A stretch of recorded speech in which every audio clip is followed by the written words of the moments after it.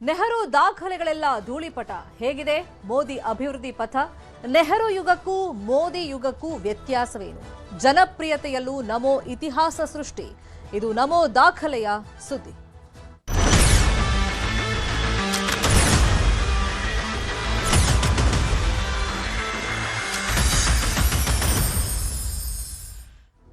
June 10, 2026 ಅಂದ್ರೆ ನಾಳೆ ಭಾರತದ ರಾಜಕೀಯ ಇತಿಹಾಸ ಹೊಸದೊಂದು ದಾಖಲೆಗೆ ಸಾಕ್ಷಿ ಆಗ್ತಿರುವಂತ ದಿನ. ಭಾರತದ ಮೊದಲ ಪ್ರಧಾನಿ ಪಂಡಿತ್ ಜವಾಹರಲಾಲ್ ನೆಹರು ಅವರ ದಶಕಗಳ ಹಿಂದಿನ ದಾಖಲೆಯನ್ನ ಧೂಳಿಪಟ ಮಾಡಿರುವಂತ ನಮೋ ಅಭಿವೃದ್ಧಿ ಮತ್ತು ಜನಪ್ರಿಯತೆಯಲ್ಲೂ ಹೊಸ ಇತಿಹಾಸವನ್ನ ಸೃಷ್ಟಿ ಮಾಡಿದ್ದಾರೆ. ಹಾಗಾದ್ರೆ ಏನದು ಮಹಾ ದಾಖಲೆ? ನೆಹರು ಯುಗದ ಭಾರತಕ್ಕೂ ಮೋದಿ ಯುಗದ ನವ ಭಾರತಕ್ಕೂ ಇರುವಂತ ಅಜಗಜಾಂತರ ವ್ಯತ್ಯಾಸವೇನು? ನೋಡಿ ಈ ಸ್ಪೆಷಲ್ ರಿಪೋರ್ಟ್ನಲ್ಲಿ.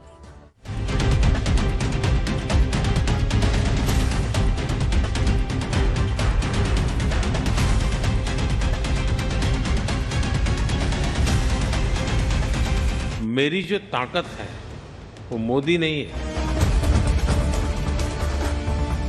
140 करोड़ देशवासी. ನೆಹರು ದಾಖಲೆ ಧೂಳಿಪಟ. ದಾಖಲೆ ಬರೆದ ನಮೋ.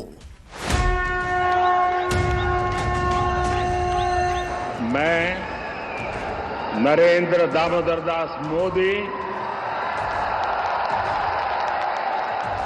ईश्वर की शपथ लेता हूं.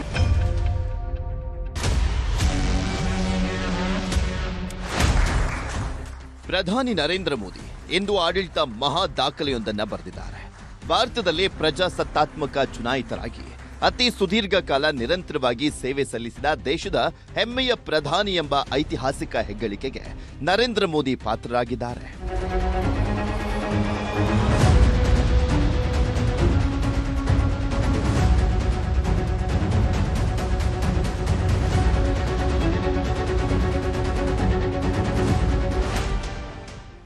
ಕಳೆದ ವರ್ಷವೇ ಇಂದಿರಾ ಅವರ 4077 ದಿನಗಳ ಆಡಳಿತದ ರೆಕಾರ್ಡ್ ಅನ್ನ ಧೂಳಿಪಟ ಮಾಡಿದ್ದಂತ ಮೋದಿ ಇದೀಗ ನೆಹರು ದಾಖಲೆಯನ್ನ ಬ್ರೇಕ್ ಮಾಡಿದ್ದಾರೆ. ದೇಶದ ಮೊದಲ ಪ್ರಧಾನಿ ಪಂಡಿತ್ ಜವಾಹರಲಾಲ್ ನೆಹರು 1952ರ ಮೇ 13ರಿಂದ 1964ರ ಮೇ 27ರವರೆಗೆ ಅಂದ್ರೆ ಬರೋಬ್ಬರಿ 4398 ದಿನಗಳ ಕಾಲ ದೇಶವನ್ನ ಆಳಿದ್ರು. ಈ ಸುದೀರ್ಘ ಆಡಳಿತದ ದಾಖಲೆಯನ್ನ ಪ್ರಧಾನಿ ನರೇಂದ್ರ ಮೋದಿ ಇಂದು ಮುರಿದಿದ್ದಾರೆ. 2014ರ ಮೇ 26ರಂದು ಪ್ರಧಾನಿ ಪೀಠ ಅಲಂಕರಿಸಿದಂತ ಮೋದಿ ಇಂದು ಅಂದ್ರೆ 2026ರ ಜೂನ್ 10ಕ್ಕೆ ಯಶಸ್ವಿಯಾಗಿ 4399 ದಿನಗಳನ್ನ ಪೂರೈಸುವ ಮೂಲಕ ಅಪ್ರತಿಮ ದಾಖಲೆಯನ್ನು ಬರೆದಿದ್ದಾರೆ.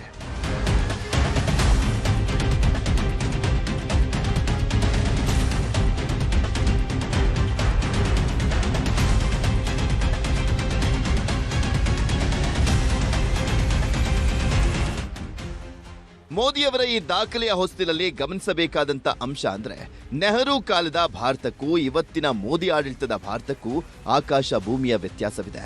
ನೆಹರು ಮತ್ತು ಮೋದಿ ಇಬ್ಬರು ಮುನ್ನಡೆಸಿದ ಭಾರತದ ಕಾಲಘಟ್ಟ ಸಂಪೂರ್ಣ ಭಿನ್ನ. ನೆಹರು ಆಡಳಿತ ನಡೆಸಿದ್ದು ಹೊಸದಾಗಿ ಸ್ವಾತಂತ್ರ್ಯ ಪಡೆದ ಸೀಮಿತ ಸ್ಪರ್ಧೆ ಇದ್ದಂತ ಭಾರತದಲ್ಲಿ. ಆದರೆ ಮೋದಿ ಮುನ್ನಡೆಸ್ತಾ ಇರುವಂಥದ್ದು ಜಾಗತಿಕ ಮಟ್ಟದಲ್ಲಿ ಸದ್ದು ಮಾಡುತ್ತಿರುವ ಡಿಜಿಟಲ್ ಕ್ರಾಂತಿಯ ಸಂಕೀರ್ಣ ಆರ್ಥಿಕತೆಯ ನವಭಾರತವನ್ನ.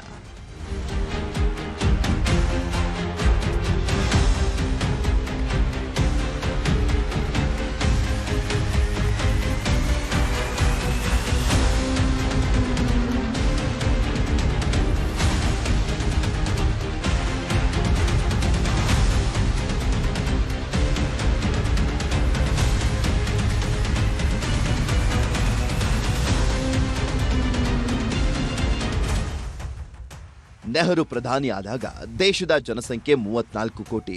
2014ರಲ್ಲಿ ಮೋದಿ ಬಂದಾಗ 131 ಕೋಟಿ ಜನರಿದ್ದಂಥ ದೇಶದಲ್ಲೀಗ 2026ರ ವೇಳೆಗೆ 146 ಕೋಟಿಗೂ ಅಧಿಕ ಜನಸಂಖ್ಯೆಯನ್ನು ನೋಡಿದೆ.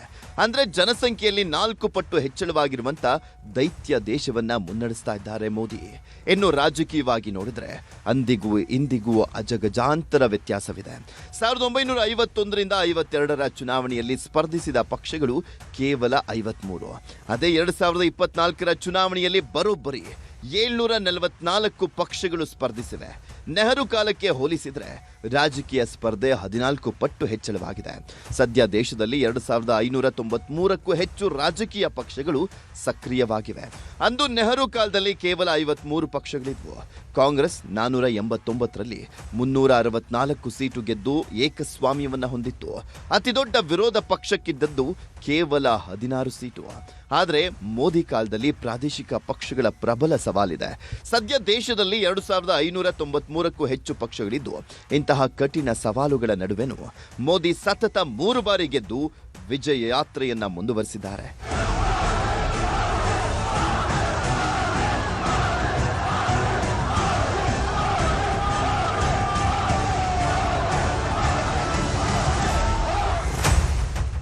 ಸ್ವಾತಂತ್ರ್ಯ ಬಂದಾಗ ದೇಶದ ಜಿಡಿಪಿ ಕೇವಲ 2.7 ಲಕ್ಷ ಕೋಟಿ ಇತ್ತು. ಇಂದು ಭಾರತದ ಜಿಡಿಪಿ ಬರೋಬ್ಬರಿ 357.14 ಲಕ್ಷ ಕೋಟಿ ದಾಟಿದೆ. ಕೊರೋನಾ ಮಹಾಮಾರಿ, ಜಾಗತಿಕ ಯುದ್ಧಗಳು, ಹಣದುಬ್ಬರದ ನಡುವೆಯೂ ಭಾರತ ಇಂದು ಜಗತ್ತಿನ 4ನೇ ಅತಿದೊಡ್ಡ ಆರ್ಥಿಕತೆಯಾಗಿ ಹೊರಹೊಮ್ಮಿದೆ. ಅಂದು ನೆಹರುಗೆ ಯಾವುದೇ ಮೀಡಿಯಾ ಸವಾಲಿರಲಿಲ್ಲ. ಆದರೆ ಇಂದು ಮೋದಿ 24 ಗಂಟೆಯೂ ಹದ್ದಿನ ಕಣ್ಣಿಟ್ಟಿರುವಂಥ ಸೋಷಿಯಲ್ ಮೀಡಿಯಾ ಯುಗದಲ್ಲಿ ಈ ಸಾಧನೆ ಮಾಡಿರುವಂಥದ್ದು ವಿಶೇಷ. ಜಾಗತಿಕ ನಾಯಕತ್ವದಲ್ಲೂ ಮೋದಿ ಅಪ್ರತಿಮ. ನೆಹರು ಕೇವಲ 3 ವಿದೇಶಿ ಸಂಸತ್ ಉದ್ದೇಶಿಸಿ ಮಾತನಾಡಿದರೆ ಮೋದಿ 19 ಬಾರಿ ಈ ಗೌರವವನ್ನು ಪಡೆದಿದ್ದಾರೆ. ನೆಹರುಗೆ 2 ಅಂತಾರಾಷ್ಟ್ರೀಯ ಪ್ರಶಸ್ತಿ ಸಿಕ್ಕಿದ್ರೆ ಮೋದಿಗೆ ಜಗತ್ತಿನ ವಿವಿಧ ದೇಶಗಳು 30 ಅತ್ಯುನ್ನತ ನಾಗರಿಕ ಗೌರವಗಳನ್ನು ನೀಡಿ ಸತ್ಕರಿಸಿವೆ. ಅಲ್ಲದೆ ಸತತ 3 ಬಾರಿ ಗೆದ್ದ ನೆಹರು ನಂತರದ ಏಕೈಕ ನಾಯಕ ಮತ್ತು ಮೊದಲ ಕಾಂಗ್ರೆಸ್ಸೇತರ ಪ್ರಧಾನಿ ಎಂಬ ಇತಿಹಾಸ ಮೋದಿಯವರದ್ದಾಗಿದೆ.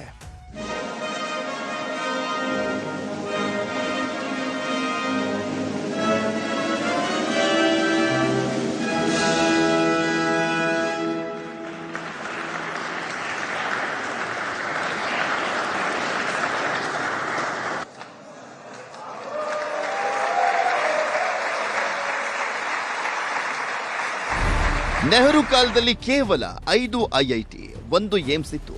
ಇಂದು ಮೋದಿ ಆಡಳಿತದಲ್ಲಿ ಅವುಗಳ ಸಂಖ್ಯೆ 4-5 ಪಟ್ಟು ಹೆಚ್ಚಾಗಿದೆ.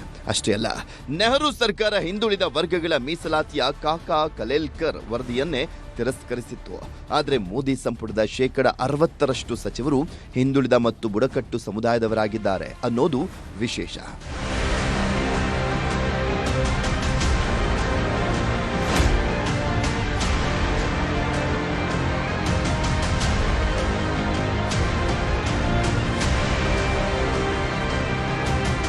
ಇನ್ನು ಮುಖ್ಯಮಂತ್ರಿಯಾಗಿ ಮತ್ತು ಪ್ರಧಾನಿಯಾಗಿ ಒಟ್ಟು ಆಡಳಿತ ನಡೆಸಿದ ದಿನಗಳನ್ನ ಲೆಕ್ಕ ಹಾಕಿದ್ರೆ ಮೋದಿ ಈಗಾಗಲೇ 8,930 ದಿನಗಳನ್ನ ಪೂರೈಸಿ ನೆಹರು ಅವರ 6,130 ದಿನಗಳ ದಾಖಲೆಯನ್ನ ಮಾರ್ಚ್ 2026ರಲ್ಲೇ ಬ್ರೇಕ್ ಮಾಡಿದ್ದಾರೆ.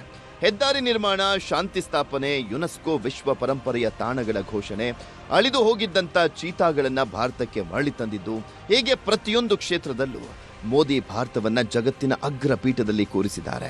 ಒಟ್ಟಿನಲ್ಲಿ ಜೂನ್ 10ರ ಐತಿಹಾಸಿಕ ದಿನದಂದು ನರೇಂದ್ರ ಮೋದಿ ಬರೆದ ಆಡಳಿತದ ಮಹಾ ದಾಖಲೆ ನವ ಭಾರತದ ವಿಕಾಸದ ಮುದ್ರೆ ಅನ್ನೋದರಲ್ಲಿ ಯಾವುದೇ ಸಂಶಯವಿಲ್ಲ.